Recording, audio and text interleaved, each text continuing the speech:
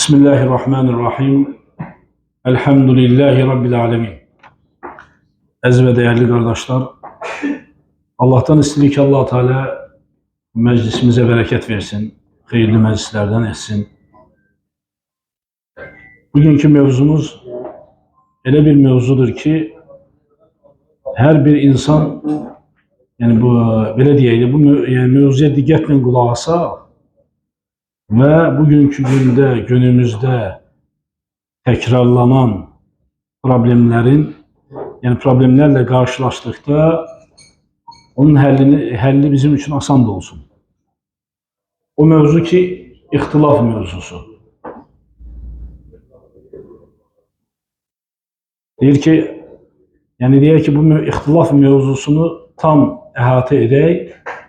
İnşallah Allah'ın izni ilə, yəni özü böyük mövzu olsa da, amma kısa bir qaydalarla başa düşülür ki, insan nə vaxt, yəni belə deyək, narahat ola bilər və yaxud da nə vaxt narahat olmaya bilər və yaxud da reaksiya verə bilər qardaşa qarşı və yaxud da verməyə bilər.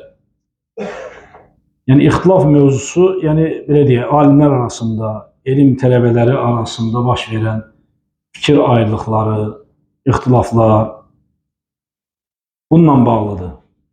Bəzən yəni qardaşlarımız ixtilafları düzgün anlamadığı üçün, düzgün başa düşmədiyi üçün görürsən ki, yəni başqa fikirlərə düşür.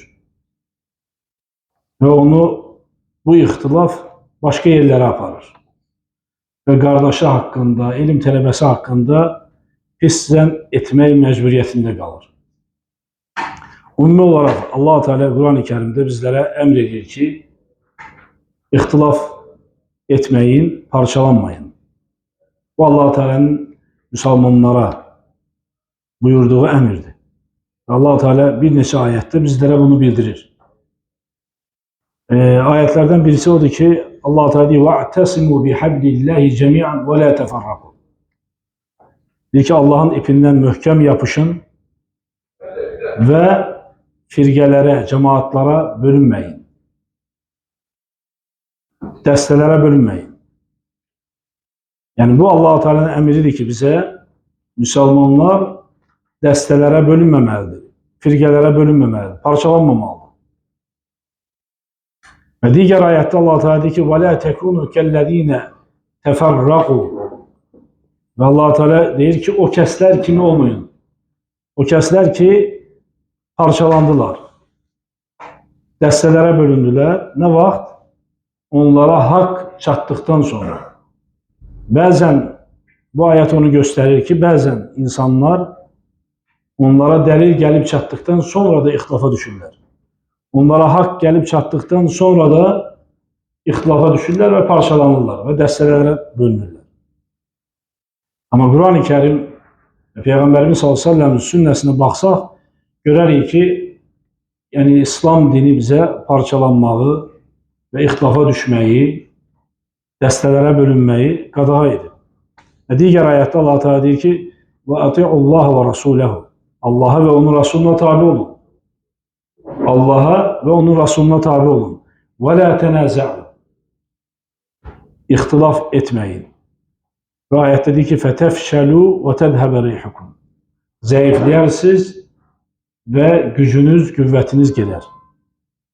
Ümumiyyətlə, ixtilaf, Müslümanlar arasında baş verən ixtilaf, Müslümanların zəifləməsinə olan bir səbəbdir. Fərqi yoxdur. Hər hansı bir toplumda ixtilaf varsa, orada parçalanma varsa, orada zəiflik var. Və Allah Teala da Müslümanlara əmr edir ki, وَلَا تَنَازَعُوا. Yəni qadağan edir ki, ixtilafa düşməyin. Çünki ixtilaf etsəniz zəifləyirsiniz və zəiflədiyiniz halda artıq sizin gücünüz, qüvvətiniz qalmaz. Bu ayət onu göstərir ki, yəni ixtilafa düşmək zəiflənmək üçün böyük bir səbəbdir. Və Quranda bu ilə bağlı çox ayətlər var. Mən bir neçəsini zikr edirəm. Yəni Quran-ı Kerim Allah Teala bizlere parçalanmağı, yəni qadağan edib. Dəstələrə bölünməyi qadağan edib.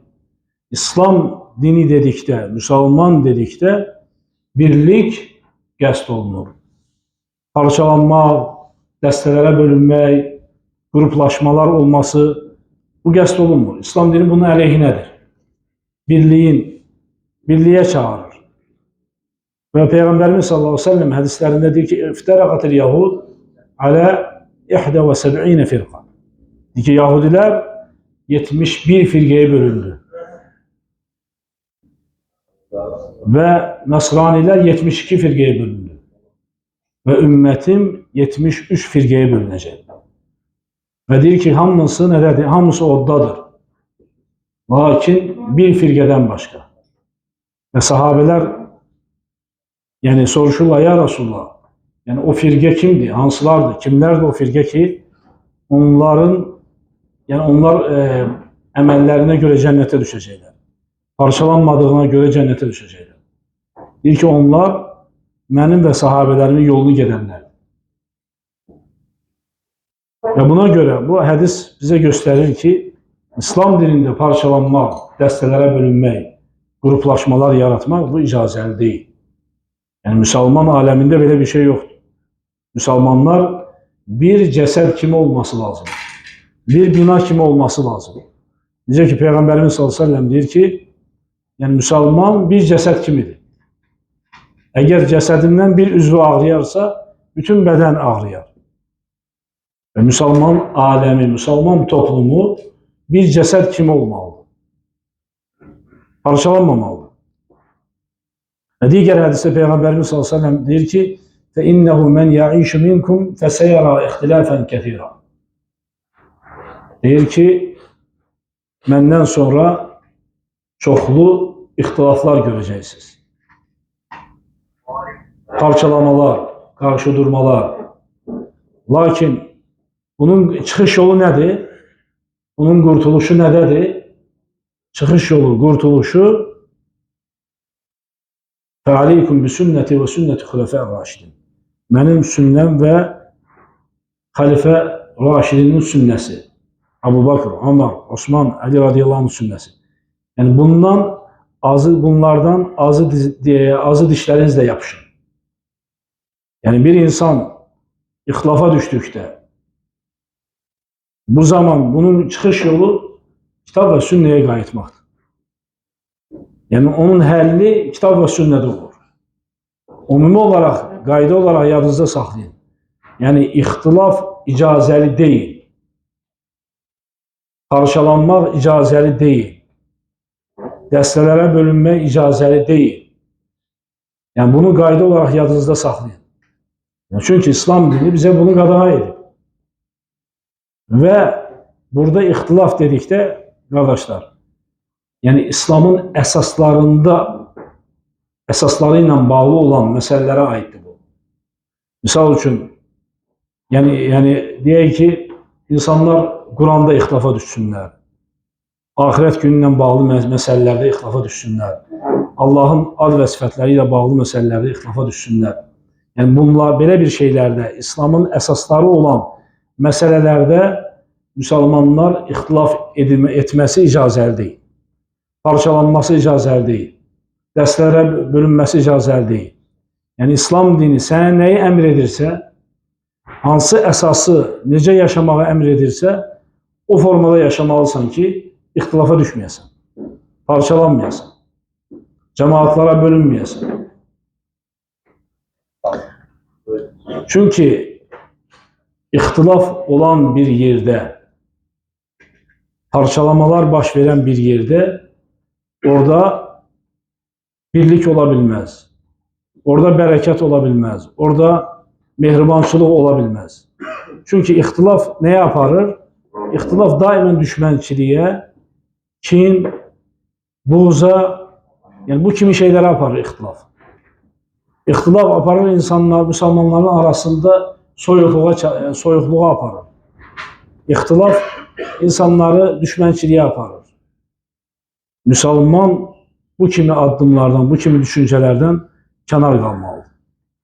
Yəni o məsələ ki, yəni o sözü desəm, bu hərəkəti etsəm, ixtilafa səbəb olacamsa, o zaman o sözdən kənar qalırsan. O düşüncədən kənar qalırsan. Yəni, hər hansı bir düşüncə, yəni sələfə uyğun olmayan bir düşüncə, sələfin mənhəcinə uyğun olmayan hər hansı bir düşüncə parçalanmağa aparan bir düşüncədir. Parçalanmağa aparan bir yoldur. Müsəlman daima bu şeylərə diqqət etməlidir ki, birliyi qorumalıdır. Çünki İslamın əsaslarından nədir? Birlikdir. İslam dini bizə birliyi əmr edir, parçalanmağa əmr etməyir. Necə olur ki, birliyi əmr etdiyi halda buna önəm vermirik, amma parçalanmağa gəldikdə isə rahatlıqla parçalanırıq. Rahatlıqla dəstələrə bölünürük. Rahatlıqla cemaatlara bölünürük. Rahatlıqla bir-birimizə adlar qoşuruq. Amma o ilə bərabər İslam dini bizə bir olmağı, parçalanmamağı və cemaatlara bölünməməyi əmr edir. Və sonra, yəni İslam dini deyəndə ki, parçalanmayın, dəstələrə bölünməyin, burada qəsd olunan şeylər, qardaşlar, yəni nədir? Əsas məsələlərdə, İslamın əsaslarında parçalanmayın, bir olun, bir fikirdə olun, bir rəydə olun, bir əqidədə olun, bir mənhəcdə olun. Çünki bizim Rabbimiz birdir, Peyğəmbərimiz birdir, qibləmiz birdir, kitabımız birdir. Belə olduğu halda biz mənhəcimizdə, əqidəmizdə, etiqadımızda, imanımızda, inancımızda nə olmalıyıq? Bir olmalıyıq. İnancımız eyni olmalıdır. Yəni sələfin inancı kimi, sahabələrin inancı kimi, əqidəmiz eyni olmalıdır. Sələfin əqidəsi kimi, mənhəcimiz eyni olmalıdır. Sələfin mənhəci kimi. Yəni bu şeylərdə ixtilaf etmək olmaz. Yəni bu şeylərdə ixtilaf etmək Allah-u Teala bunu qadağan edib. Yəni bu şeylərdə parçalanmağı İslam dini qadağan edib. Yəni bu şeylərdə bir olmağa çağırır Allah-u Teala. Allah-u Teala nə deyir Quran-ı Kərimdə? وَاَعْتَصِمُوا بِحَبْلِ اللّٰهِ جَمِيعًا Allahın ipindən birgə yapışın. Demir, dəstə-dəstə yapışın. Parçalanaraqdan yapışın. Birgə. Yəni bu onu göstərir ki, birlik İslamın əsasıdır. Və hər bir müsəlman da bu birliyi qoruması lazımdır. Çünki birlik olan yerdə dediyi ki, bərəkət olur.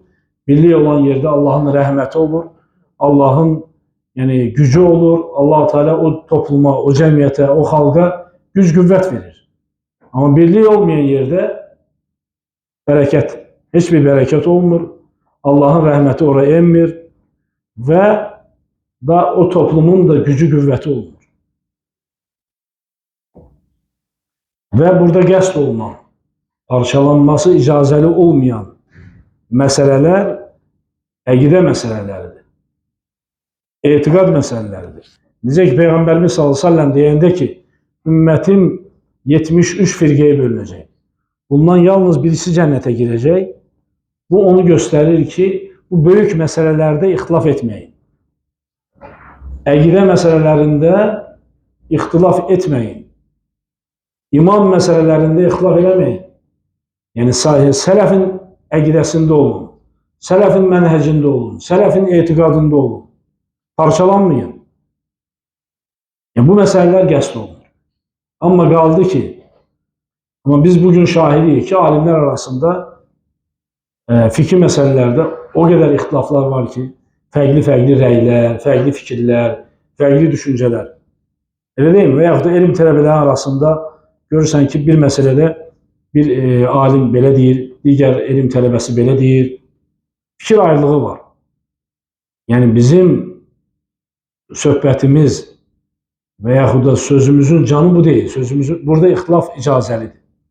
Burada fikir ayrılığı olması icazəlidir. O məsələlər ki, yəni İslamın əsasları deyil. Yəni fikir məsələlər, namazı pozan, orucu pozan, alış-verişdə necə olmalıdır, nəyə etməlisən, necə etsən səhihdir, necə etsən doğru deyil. Bu məsələlər deyil. Bu məsələlərdə fikir ayrılığı ola bilər. Fərqli fikirlər ola bilər, fərqli rəylər ola bilər. Bu alimlərin arasında bu rəylər var, bu fikirlər var. bu fərqlilik var, yəni bu məsələlərdə. Bu normaldır, bu icazəlidir. Amma əqidə məsələlərində, iman məsələlərində, o məsələlər ki, İslamın əsaslarıdır, orada ixtilaf etmək olmaz. Orada doğru olanı edəcəksən. Səhih olanın ardınca gedəcəksən. Sələfə uyğun hərəkət edəcəksən. Sələfin mənhəcinə, sələfin düşüncəsinə, sələfin etiqadına qayıdacaqsan. Əgər sələfin əqidəsi hər hansı bir məsələdə budursa, sən onun əksini gedə bilməzsən. Əksini gedirsənsə, o zaman Allah Teala'nın ayətinə müxalif olursan ki, Allah Teala deyir ki, parçalanmayın. Sən parçalanırsan. Sələfin mənhəcinə uyğun deyilsə, o zaman sən Allahın ayətinə qarşı çıxırsan. Sələfin inancına uyğun deyilsə, o zaman sən Peyğəmbərimiz s.ə.v deyəndə ki, ümmətim 73 firqəyə bölünəcək, deməli, digər 72 firqədən olacaqsın. Ona görə insan iman məsələlərində, əqidə məsələlərində ixtilaf etməməlidir və sələfə qayıtmalıdır. Çünki əhl-i-sünnə alimləri, sələf alimləri İslamın əsasları olan məsələlərdə ixtilaf etmirlər. Bu məsələlərdə heç kim ixtilaf eləmir. Burada kim ixtilaf edərsə, kim parçalanarsa, Allahın ayətinə və Peyğəmbərimiz s.ə.v sünnəsinə müxalif olmuş olur. Amma ixtilaf nə vaxt olar? Fikri məsələlərdə, İslamın əsaslarından sayılmayan məsələlərdə orada ixtilaf ola bilər. Fikir ayrılığı ola bilər. Bu icazəli bir şeydir. Misal üçün, bir alimə görə filan məsələ, deyək ki, filan əməl dəstəməzi pozur, digər alimə görə pozmur. Bir alimə görə filan məsələ namazı pozur, digər alimə görə pozmur. Bunlar normal bir şeydir, qardaşlar. Bu normal bir haldır. Yəni, bu ixtilafın baş verməsi mümkündür, icazəlidir. Bu ixtilaf sadəcə rəylərdə olan ixtilafdır, fikirlərimizdə, düşüncələrimizdə olan ixtilafdır. Bu ixtilaf qəlbdə olan ixtilaf deyil. İslamın əsaslarında olan ixtilaf qəlbdə olan ixtilafdır. Əgər İslamın əsaslarına müxalifdirsə, bəli, o insana buğz eləyə bilərsən. O insana xor baxa bilərsən. Çünki İslamın əsaslarına müxalifdir. Amma İslamın əsasları olmayan digər məsələlərdə olan ixtilaf isə qəlbə salmaq olmaz bunu. Qəlbi ixtilaf etmək olmaz bu məsələlərdə. Kim bu məsələləri qəlbə salarsa, bu məsələlərə görə buğz eləyərsə, düşmənçilik eləyərsə, bu savadsızlıqdır, bu elmsizlik. Bunu heç bir alim demir ki, bu məsələlərə görə qardaşından üç çevir və qardaşına düşmən kəsir və qardaşınla danışma. Bunu heç bir alim demir. Əhl-i-sünnə alimlərinin. Alimlərin arasında olan, fikri məsələlərdə olan ixtilaf, bunu bir məna olaraq yadınızda saxlayın. Bu normaldır. Bunu pis baxmaq olmaz. Niyə filan alim bu məsələni deyir ki, filan şey dəstəməzi pozur, digər alim deyir ki, filan şey dəstəməzi pozmur. Bu normaldır. Bu ixtilafın baş vermə səbəbləri var, qardaşlar.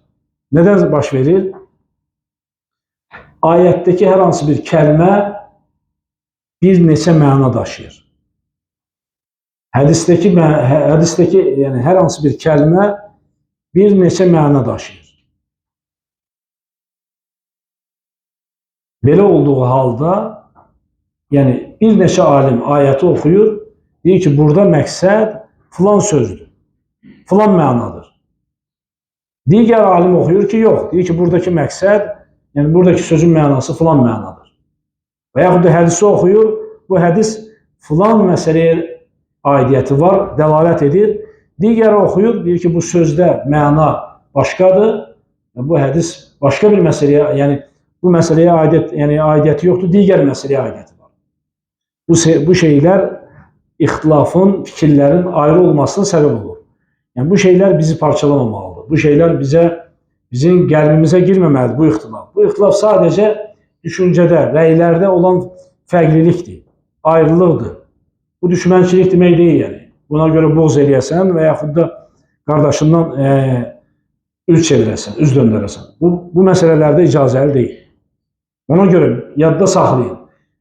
İslamın əsasları olan məsələlərdə ixtilaf etmək olmaz, qətiyyən. Sələfin əqidəsində, sələfin mənhəcində olmalısan, düşüncəsində olmalısan. Əgər ixtilaf edirsənsə, bu zaman Allahın ayətinə qarşı çıxırsan. Yəni parçalanmayın, dəstələrə bölünməyin, ixtilafa düşməyin. Buna əks olmuş olursan. İslamın əsaslarından olan birliyə qarşı çıxmış olursan. Amma fikri məsələlərdə olan ixtilafı böyük məsələlərdən sayıb və orada o ixtilafı böyük görüb və insanların arasında düşmənçilik salırsansa, bu düzgün deyil. Bu icazəli deyil. Yəni hər hansı bir fikri məsələyə görə qardaşdan üz çevirməsi və yaxud da xor baxması bu savadsızlıqdır və bu elimsizlikdir. Yəni. Bu düzgün deyil. O qədər deyək ki, Peyğəmbərimiz s.ə.v dönəmindən ta bugünə kimi İslam alimləri, sahabələrin arasında fikir ayrılığı olub, tabiinlərin arasında fikir ayrılığı olub, yəni alimlərin arasında fikir ayrılığı olub və bugün də davam edir. Bu normal bir şeydir. Baxın, Peyğəmbərimiz s.ə.v bir toplum sahabəni bir yerə göndərir. Bəni Qureyza deyən bir yer var, ora göndərir. Və deyir ki, əsr namazını orada qılacaqsınız. Və sahabilər yolun yarısını çatdıqda əsrin vaxtı daxil olur. Əsr namazın vaxtı daxil olur. Və bu halda sahabilər iki hissəyə bölünür. Bir toplum sahabə deyir ki, əsri qılmaq lazım. Digər toplum sahabə deyir ki, yox. Peyğəmbərimiz s.ə.v deyib ki, əsri Bəni Qureyzədə qılacaqsınız. Və digər sahabələr deyir ki, yoxdur, namazın vaxtı gəldisə, namazı qılmaq lazım. Yəni, Peyğəmbərimiz s.ə.v-in deməsi ki, əsri Bəni Qureyzədə qılacaqsınız, bu anlama gəlir ki, siz yolunuzda tələsin. Yəni, əsri ora yetişin. Amma o anlama gəlmir ki, o namazın vaxtı gəldikdə bunu qılmayaq. Və sahabələr bu məsələdə Peyğəmbərimiz s.ə.v bu sözünü başa düşməkdə iki hissəyə bölünürlər. Bir toplum namazı vaxtında qılır, digər toplum gözləyir ki, Bəni Qureyzəyə çatsın, orada qılsınlar. Peyğəmbərimiz s.ə.v-in sözü namazı Bəni Qureyzədə qılın kəlməsini sahabələr fərqli bir halda başa düşdülər, anladılar. Və sonra gəlib Peyğəmbərimiz s.ə.və xəbər yetişəndə ki, ya Rasulullah, biz belə elədik, Peyğəmbərimiz s.ə.v heç bir dəstəni etdiyinə görə qınamadı. Niyə qınamadı? Çünki məsələ fikir məsələsi idi. Məsələ düşüncə məsələsi idi. Məsələ, Peyğəmbərimiz s.ə.v-in sözü ona da dəlalət edirdi, buna da dəlalət edirdi. Və buna görə onların arasında nə baş vermədi? Yəni, belə deyək, kin, küdrət, həsəd, paxıllıq, düşmənçilik baş vermədi. Sadəcə hər kəs normal bir-birlərini qarşıladılar və yoluna davam etdilər. Və Peyğəmbərimiz s.ə.və xəbər çatdıqda və heç bir dəstəni qınamadı. Niyə qınamadı? Çünki fikirdən irəli gələn bir məsələ olduğu üçün. Çünki İslamın əsaslarından olan bir məsələ deyil. Və belə olduğu halda, qardaşlar, alimlər arasında baş verən fikir ayrılığına görə düşmənçilik eləmək və yaxud da o həmən fikri qəlbə daşımaq icazəli deyil. Sahabələr, misal üçün digər qissə odur ki, sahabə rivayət edir ki, səfərə çıxırdıq. Səfərdə bizdən oruç tutan da olurdu, oruç tutmayan da olurdu. Çünki səfərdə oruç tutmaq icazəli deyənlər də var, icazəli görməyənlər də var. Elə deyilmi? Amma sahabələr deyir ki, biz səfərə çıxırdıq. Aramızda oruç tutanlar da olurdu, oruç tutmayanlar da olurdu. Lakin heç kəs digərinə qarşı eyib etməzdi. Heç kəs digərini qınamazdı ki, niyə oruç tutmusan və yaxud da niyə oruç tutmamısan. Səbəb nə idi, qardaşlar? Səbəb fikir ayrılığına görə olan bir məsələ idi, ona görə. Yəni, bunların bu ixtilafı, fikir ayrılığı düşmənçiliyə aparmırdı. Yəni, qəlbdə olan ixtilafı aparmırdı. Ona göre insan yani bu şeylerde dikkatli olmak lazım. O meseleler ki İslam'ın esaslarıdır, orada ihtilaf etmek olmaz. O meseleler ki İslam'ın esaslarından değil, furularındandır.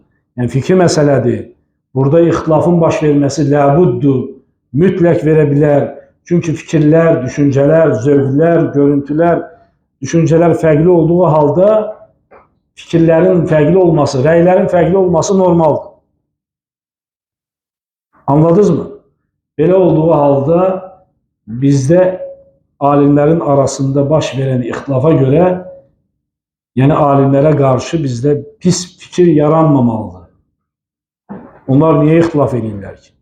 Niye onlar bir fikir söylemirlər? Niye bir rəydə değiller?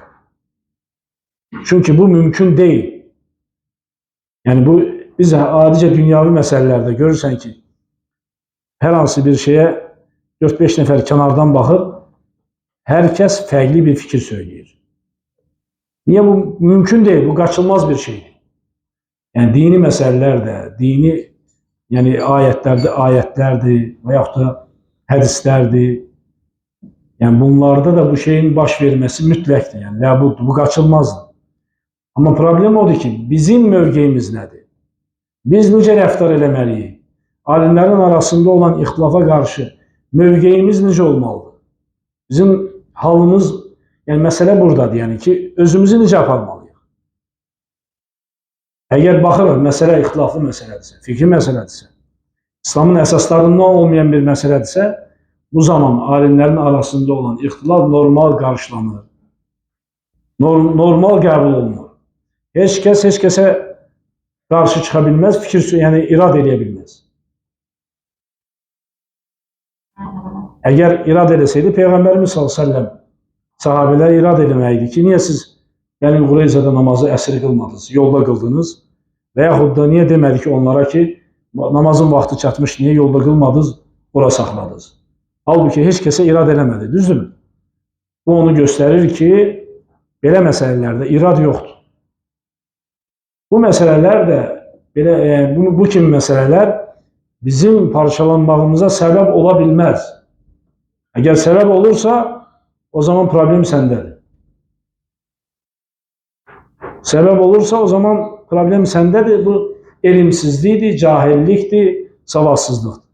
Bu kimi insanlar görende de hemen onu başa salın ki bu kimi meselelerde düşmançılık etmək olmaz. Bu kimi meselelerde kardeşine karşı çıkma olmaz. Bu normal bir şey. Ona göre yani İslam'ın dediği ki əqidə məsələləri var, əsas məsələləri var. Burada ixtilaf etmək olmaz. Bir de furu məsələlər var. Burada ixtilafın baş verməsi mümkündür. Bu kaçınılmaz bir şeydir. Görürsən ki namazla bağlı məsələdir. İmam Şafii rahimehullah yani her hansı bir əməldə, namazın əməlində fərqli bir fikir söylüyor. Abu Hanife fərqli bir fikir söylüyor. İmam Ahmed fərqli bir fikir söylüyor. İmam Malik fərqli bir fikir söylüyor. Bu normaldır. Onlar bunu qəsdən eləmirlər ki, yani aramızda ixtilaf olsun ve Müslümanlar parçalansın. Bu anlama gelmiyor.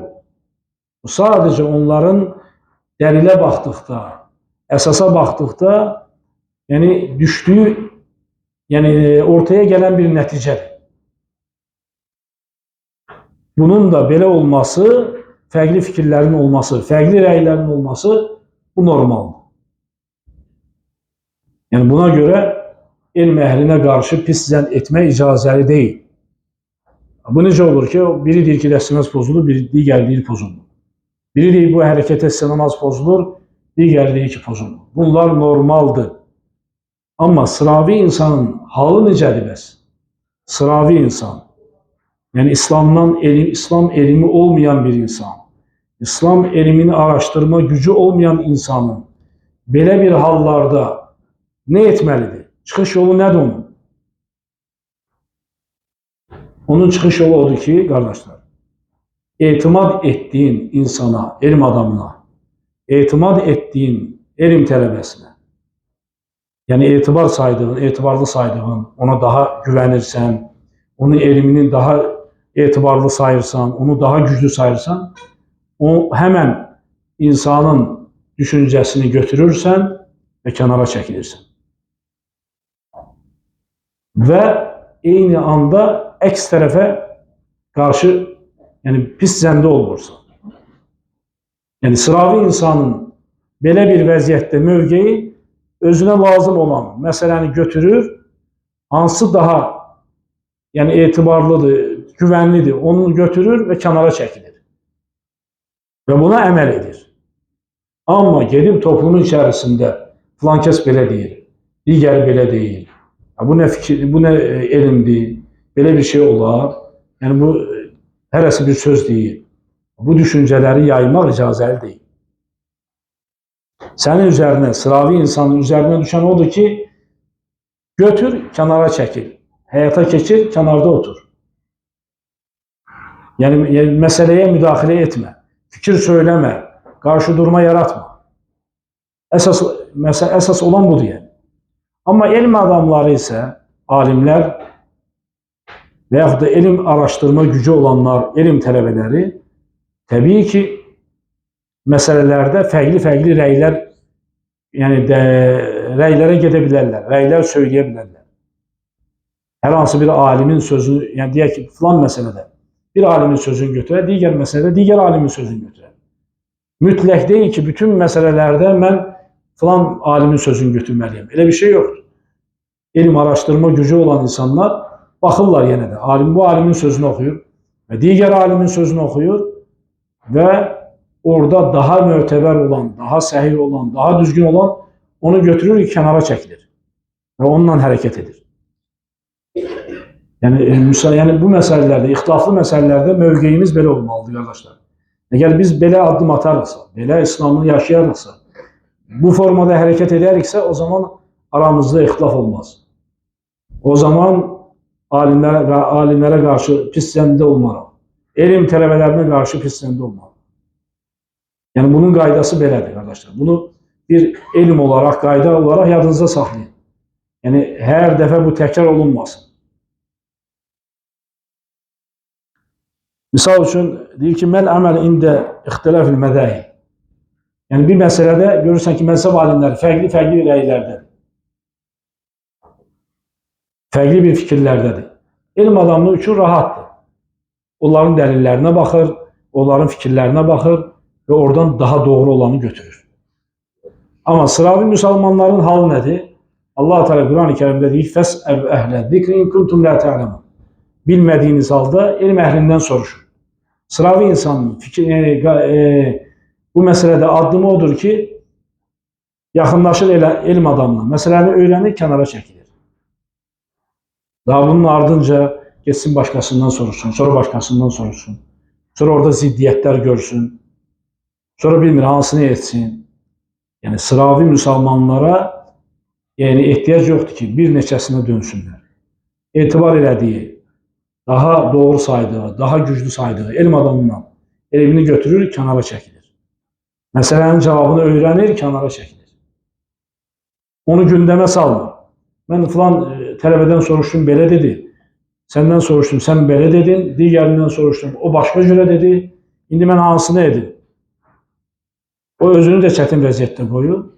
Elm tələbələrini də çətin vəziyyətdə qoyur. Və yaxud da arada biraz soyuqluq yaratır. Sanki olmaz bir şey həyata keçirmiş sayılır. Ona görə sıravi insanlar, təqlid edən, elm araşdırma gücü olmayan insanların üzərinə düşən etibar elədiyindən elmi götür, kənara çəkil. Və elm adamlarında olan ixtilaflara görə fərqli, pis zəndə olma. Çünki biz bildik ki, ixtilaflar, fikir məsələlərdə ixtilafın baş verməsi ləbuddur. Ola bilər, sən hər hansı bir məsələdə müəyyən, hər hansı bir elm tələbəsinin fikrini götürmüsən, başqası başqa fikri götürüb, siz eyni zamanda ibadətə gəldikdə sən bunu həyata keçirəcəksən, digər qardaş digərini həyata keçirəcək. Bu o anlama gəlmir ki, bu ixtilafımız bizim qəlbə getməlidir, qəlbə aparan ixtilaf olmalıdır, qəlbə düşən ixtilaf olmalıdır. Yox, bu bizim qardaşlığımızı poza bilməz. Bu bizim birliyimizi poza bilməz. Çünki bunun baş verməsi mütləqdir. Bu qaçılmaz bir şey. Sonra deyir ki, ixtilaf-i məsələ ictihadiyyə, yəni belə bir məsələ var. Bir dənə bu məsələyə də toxunaq, sonra bir-iki dənə qayda var. Yəni ixtilafla bağlı, onları da götürək, dərsimizə son qoyaq. Bax, son günlərdə və yaxud da tez-tez baş verir. Bir elm tələbəsi digər elm tələbəsinə mənhəc məsələlərində, əqidə məsələlərində görürsən ki, irad edir, irad tutur. Ki, o düz söyləmədi, doğru olan budur. Yəni, bu məsələdə xatadır, yəni onun söylədiyi şey doğru deyil, ona etimad etməyin, ondan uzaq qalın. Yəni, belə deyək də, bu məsələ səhabələrin dönümündən sonra, tabiinlərin dönümündən, yəni bugünkünə kimi İslamın qorunması üçün, sağlam, səhih İslam ayaq üstə qalması üçün bu şey həmişə olub. Yəni, filan alimin sözü səhvdir, doğru deyil, ona əməl etmək olmaz. Yəni, o məsələlər ki, o məsələlər İslamın əsaslarından olan məsələdir. Ondan danışıram. Əgər elm adamı digər elm adamına qarşı irad tutursa, irad edirsə ki, o səhvdir, doğru deyil, yəni bu məsələni necə anlayaq? Bu məsələ, qardaşlar, yəni həmişə olub elm adamları arasında, həmişə bu fikirlər, yəni belə bir iradlar, belə bir fikir söyləmələr, xataları bildirmək ki, o alim düz demədi, o elm tələbəsi o məsələni düzgün vurğulamadı, bu səhvdir, ona qulaq asmayın, bu həmişə olub. Amma bunun baş verməsi, bizdə elm tələbələrinə qarşı, alimlərə qarşı pis zənn aparılmalıdır. Çünki bu niyə baş verir?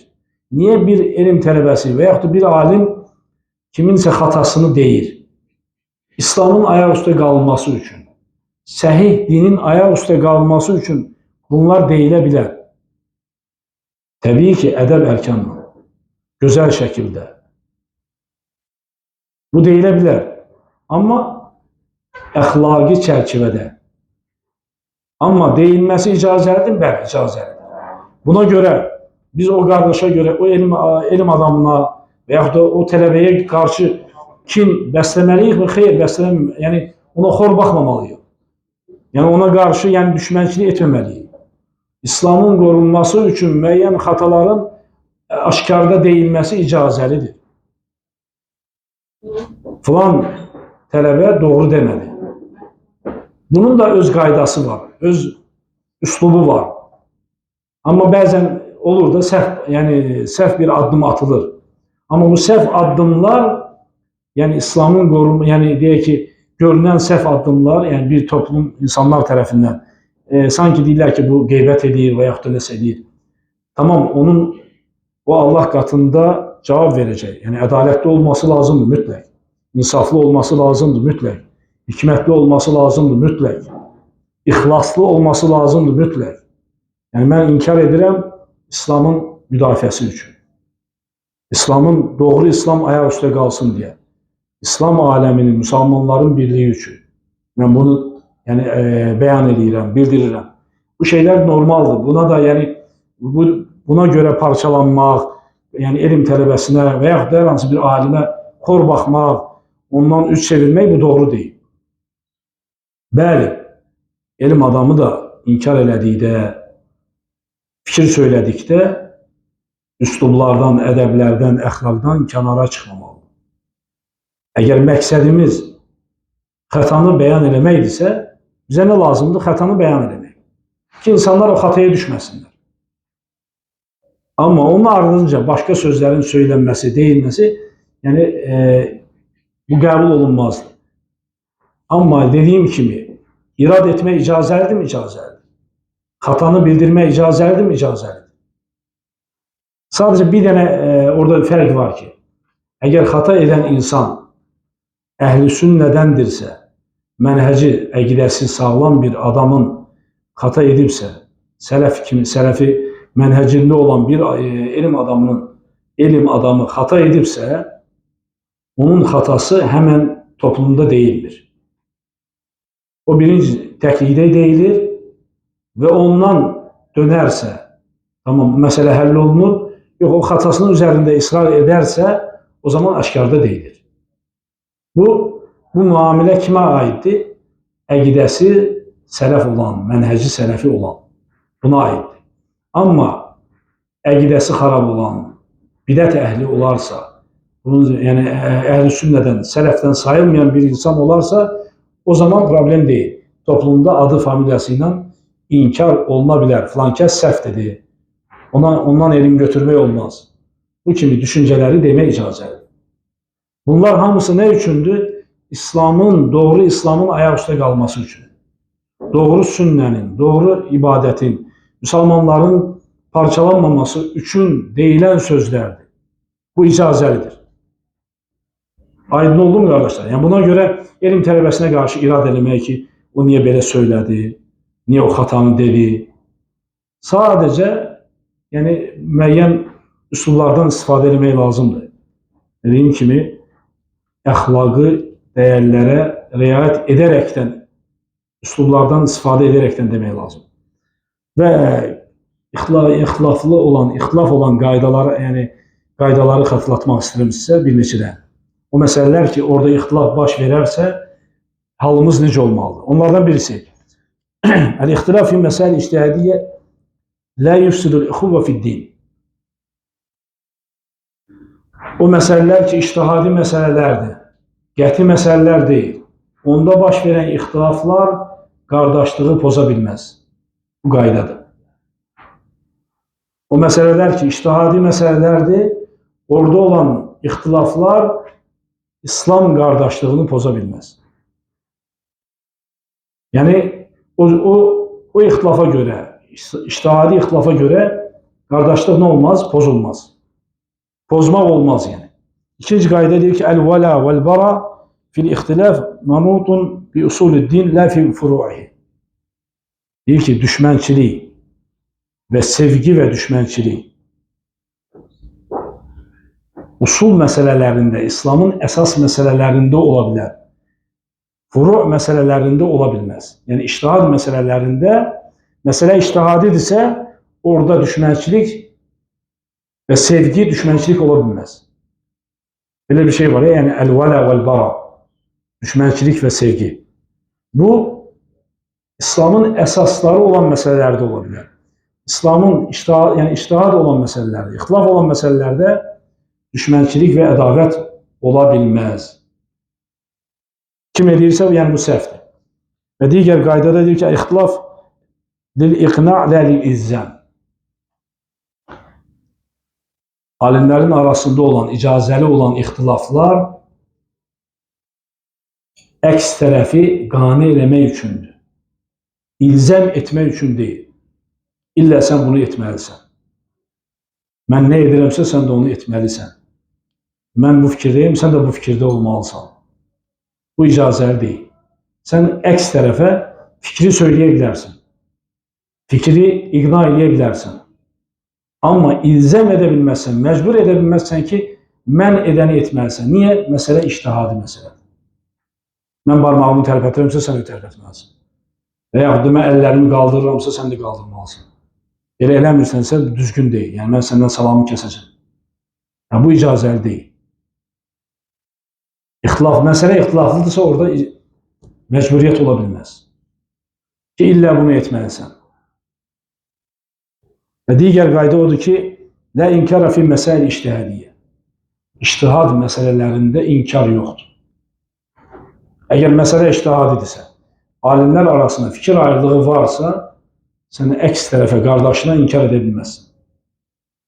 Sən səhvsən, sən səhv yoldasan, mən səninlə oturub durmayacam, səndən salamı kəsəcəm, bu kimi fikirlər söylənməsi qəti olaraq qadağandır. Niyə? Məsələ ictihadi məsələdir. Sonra sonuncu qayda odur ki, la tekfirə və la təbdiə və la təfsiqə fi məsəl ictihad. İctihad məsələlərində təkfir yoxdur. Təbdi, bidətçisən, yəni kafirsən, bidətçisən, fasiksən demək qəti olaraq qadağandır. Niyə? Məsələ ictihadi olduğu üçün. Aydın oldu mu qardaşlar? Yəni biz bu məsələləri tam, geniş anlasaq, o zaman alimlərin arasında olan fikir ayrılığı bizim üçün asan da olar. Niyə ixtilaf edirlər? Nədə ixtilaf etmək olar? Nədə ixtilaf etmək olmaz? Elm tələbələrinin arasında olan fikir ayrılığı, ixtilaf niyə var? Varsa nə məna daşıyır? Və varsa da onlara qarşı pis zənn etmək olarmı? Onlara qarşı düşmənçilik etmək olarmı? Yəni bu dərsimiz bizə bunu öyrətir. Yəni çalışalım qardaşlar. Yəni bu məsələlərin danışmaqda məqsədim odur ki, bu məsələ, belə bir məsələlər bizi ixtilaf, parçalanmağa aparmasın. Bizi dəstələrə bölməsin. Bizi cəmaatlara bölməsin. Bizi parçalamasın, ixtilafa düşməyək. Çünki ixtilaf olan yerdə Allahın rəhməti, bərəkəti olmaz. Müsəlmanların gücü, qüvvəti olmaz. Və ona görə harada ixtilaf etmək olar? Alimlər hansı məsələdə ixtilaf edə bilərlər, hansı məsələdə ixtilaf edə bilməzlər və biz alimlərin ixtilaflarına qarşı mövqeyimiz necə olmalıdır? Elm adamının mövqeyi necə olmalıdır? Elm tələbəsinin mövqeyi necə olmalıdır alimlərin arasında baş verən ixtilaflara görə? Və sıravi insanların mövqeyi necə olmalıdır? Bunu bilin. Sıravi insanların mövqeyi ixtilaflara qarşı lazım olanı götürür, kənara çəkilir. Məsələlərə müdaxilə etmir. Görürsən ki, 5 dənə qardaş, sıravi qardaş otururlar, çay içirlər. Yəni elm adamlarının arasında olan ixtilafları mübahisə edirlər. Niyə onu dedi? Niyə o belə dedi? Niyə ondan çəkindirdi? Sıravi insanların bu məsələ ilə aidiyyəti yoxdur. Sadəcə lazım olanı götürür. Doğru olanı götürür, kənara çəkilir. Bu məsələlərə müdaxilə etmir. Əgər bu kimi addım atarıqsa, bu kimi dinimizi, həyatımızı yaşayarıqsa, o zaman birliyimiz parçalanmaz. Dəstələrə bölünmərik, firqələrə bölünmərik. Yox, kim nə gəldi danışacaqsa, elmlisi, elmsizi, elm əhlindən olan, elm əhlindən olmayan, layiq olan, layiq olmayan danışacaqsa bu zaman birlik, bərabərlik, ənnamanlıq, cəmaatlıq hamısı nə olacaq? Pozulacaq. Və ona görə Allah-u Teala Quran-ı Kərimdə bizlərə deyir ki, parçalanmayın. O İslamın əsasıdır. Və harada parçalanmaq olar, dedik ki, əsas məsələlərdə, əqidə məsələlərində, iman məsələlərində, cənnət, cəhənnəm məsələlərində, küfür, İslam məsələlərində. Amma qaldı ki, dinin əsli olmayan məsələlərdə ixtilaf etməyimiz bu savadsızlıqdır, elmsizlikdir. Yəni bu düzgün bir addım deyil. Yəni ixtilaf, ictihad məsələlərində alimlərin arasında baş verən ixtilafları normal qarşılayaq. Yəni onu normal başa düşək və ətrafımıza normal şəkildə başa salaq, öyrədək. Əgər belə olarıqsa, o zaman birliyimiz davam edər. Yox, kim gəldi danışarsa, o halda Allahın qadağan etdiyi ixtilafa düşmüş olaraq, parçalanmaya düşmüş olaraq. Biz həmişə deyirik ki, şəriətin məsələləri, baxın, şəriətdə baş verən məsələlər 3 şeydən kənara çıxmır. Ya məsələ icma məsələsi olmalıdır.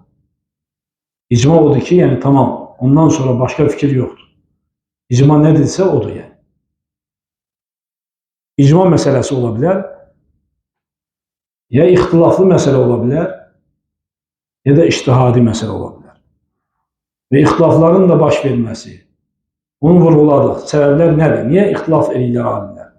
Dedi ki, hədisdəki, ayətdəki söz bir neçə məna daşıyır. Və alimin hədisə baxışı fərqli ola bilər digər alimdən. Hədis bir alimə görə zəif, digər alimə görə səhih ola bilər. Bu ixtilafa aparır, fikir ayrılığına aparır, rəylərə aparır.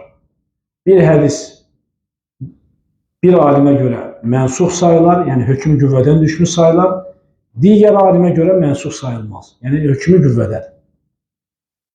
Bu nəyə çıxaracaq? Təbii ki, rəylərin fərqli olmasına aparacaq. Çünki sən mənsux görmüsən, hökmünün qüvvədən düşmüş görmüsən, mən görməmişəm. Görməmişsən, fikrin fərqli olacaq, mən görmüşəm, mənim fikrim fərqli olacaq. Bunlar normal bir şeydir. Və bəzən də məzhəb alimlərin, hər alimin öz hədisləri qəbul etmə və yaxud da məsələlərin çözümündə öz şərtləri var, öz əsasları var, öz üsulları var. Bunun üsulu digərinin üsulundan fərqlidir. Bunun qaydası digərinin qaydasından fərqlidir. Bunun şərti digərinin qaydası, digərinin şərtini, alimin şərtindən fərqlidir. Bunlar hamısı nəyə aparır? Fikir ayrılığına aparır. Fikirlərin fərqli olmasına aparır. Bu da icazəli bir şeydir. Yəni, ixtilafın baş vermə səbəbləri bunlardır. Və buna görə də biz ixtilafı normal qarşılamalıyıq. Yəni, onu sadəcə fikrimizdə olan ixtilaf olmalıdır. Bu ixtilaf sadəcə bizim fikrimizdə olmalıdır. Qəlbimizə düşməməlidir. Qəlbə düşsə bu düzgün deyil. Aydın oldu mu qardaşlar? Allah sizdən razı olsun. Allah Teala daima bizi bir bərabər, cəmaat eləsin və ixtilaflardan, lazımsız ixtilaflardan uzaq eləsin.